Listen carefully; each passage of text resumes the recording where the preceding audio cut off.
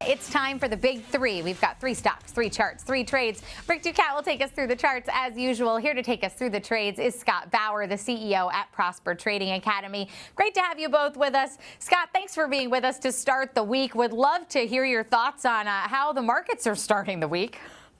Yeah, it's pretty tough. The uncertainty again around tariff talk. It's not. I would say it's not as volatile yet as Liberation Day was, but there's certainly a ton of uncertainty. So the market doesn't like uncertainty, and that's why we're seeing the VIX rising and the market, really just selling off, because when people panic, people are uncertain. What do? First, they sell. Yeah, they sell. All right, so let's talk about this first trade here, and if it involves you selling anything here. We're talking about JPMorgan Chase. Excuse me. Walk us through that pick. No, I'm actually very bullish in JPMorgan, especially down here. The stock is really right at the 200-day moving average, which, if there's ever been a support area for JPMorgan, it is this 200-day moving average. So this is something called a Texas hedge, which is kind of trader talk. What it means is, in this case, it's an uber bullish trade. So I am buying the March 20th expiration 310-320 call spread. I'm selling the March 20th expiration 290-285 put spread to help finance some of that call spread. So I can do that somewhere in the range of $1 or $1.25.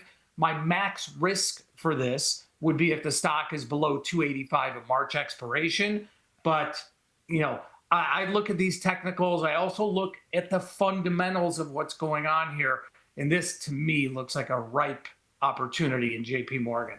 All right, Rick, so as we look at the technicals for JPMorgan, are you also seeing the potential for a ripe opportunity? They are trading lower on the year so far. Well, I think we have our eye on some pretty similar price levels. First, I have 292 highlighted to the downside more specifically here, because we saw a repeated low point there, bottoming out there 3 separate times here.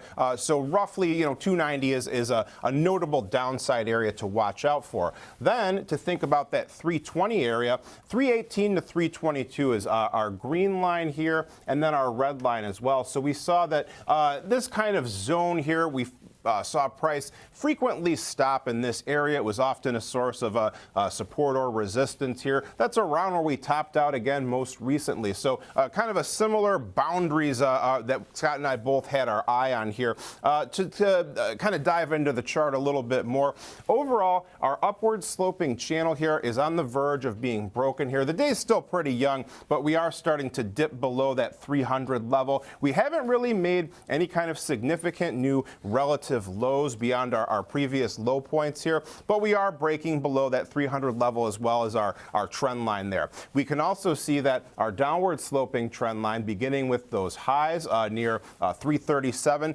we are still seeing that in play now. So you could kind of argue it's starting to form into a symmetrical triangle type shape here. If we do start to recover and if price moves back within those boundaries, that could be something to consider. So now, if we look at our moving averages, our 3 shorter-term moving averages are right on top of each other. They're starting to accelerate to the downside more. So this area near 305 to 310, that's where these 3 separate indicators are all lining up together. I don't have the 200 SMA, but we do have our 251-day exponential moving average, our yearly long-term moving average. That comes in near 289. So another idea to consider there to help inform your trading. RSI starting to break to the downside, green trend line being broken. We are below the 50 midline once again here.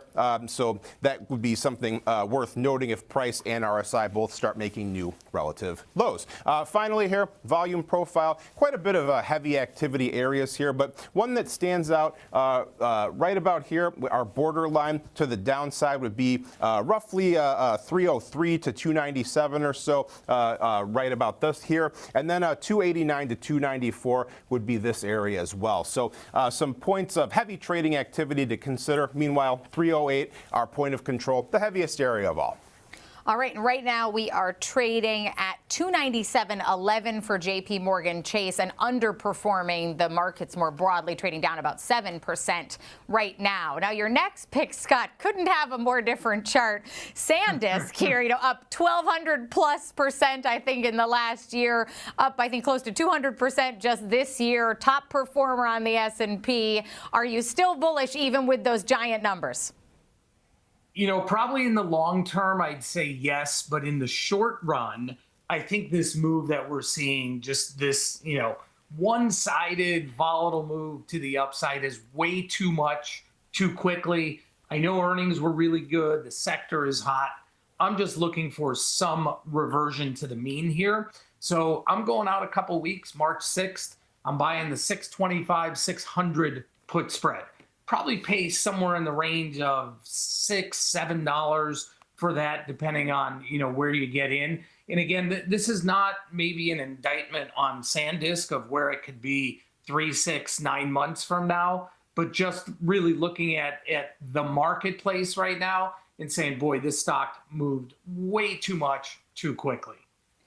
All right, Rick, so we know it's moved a lot, and we know it moved very quickly. Are you seeing the potential that it might be ripe for a pullback here? We're approaching our best close here. We haven't quite cleared it yet. And just a general comment, strong bullish rallies can also have ferocious downside moves kind of interspaced in between the swings to the upside here. So just kind of food for thought. But as I said here, that's around where we had our best close, 695 roughly. We're approaching that point. We broke to the upside out of this symmetrical triangle type shape, kind of widely dispersed range there, but kind of converging toward each other. We've now pushed out to the upside. So kind of this bull flag, bull pennant type of price activity here where you have a very sharp rally to the upside, a brief period of sideways to downward consolidation. And then the hope is, if you are bullish, for example, that the trend would then break above those initial highs and continue on in that direction here. So 725 was the intraday high, even that quite a good bit beyond that closing high as well here. Some other notable points to the downside.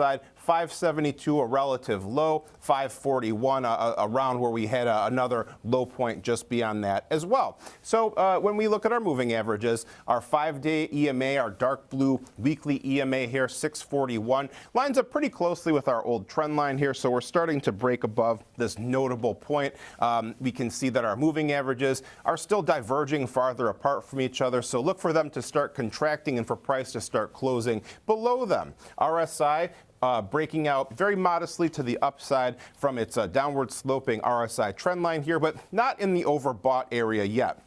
The overbought area, a movement into that region above 70 in a trending market, is typically viewed as being more of a bullish sign. Finally, our notable volume areas here. We have one here near about 568 to 620, and then a much smaller one here, 465 to 513. Those are kind of the standout heavy trading activity areas here. Notice, though, many volume spikes, very heavy overall activity in this name in recent weeks.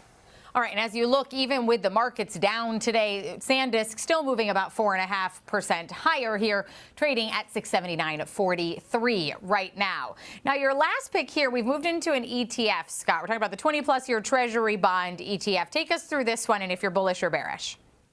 Sure. So in TLT, which, as you mentioned, is the ETF for the 20-year bond, I'm actually bullish, which means that I believe rates are moving lower in the future.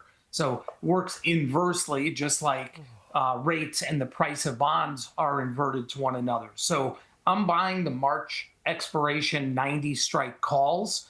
So we're right at 80, 89, 80 almost right now. These are the 90 calls, pay 75 cents. And this would pay off if we do see rates start to move lower. Now, I know we're not going to see another Fed announcement for a while here, but just given the overall macro landscape here and kind of with the 10-year touching last week down almost under 4%, if we approach that again, these calls should come in handy.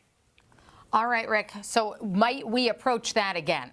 Well, you know, we have our eye on a similar level once again here. The 90 level seems like a standout potential breakout point here because that lines up roughly with where our gap to the downside began. We also tested that area just about a few days ago, a few sessions ago here. We didn't quite manage to close above it, but now we're approaching that same point again. So the gap has been filled. Price has had a very sharp upside move here. So that seems like a potential breakout point to consider if you did have a bullish outlook here. Overall, though, longer-term trend lines sloping down here in white, connecting those old highs near 94 with these lower subsequent highs there. So the trend line in question could be something else to consider if we start moving further to the upside here.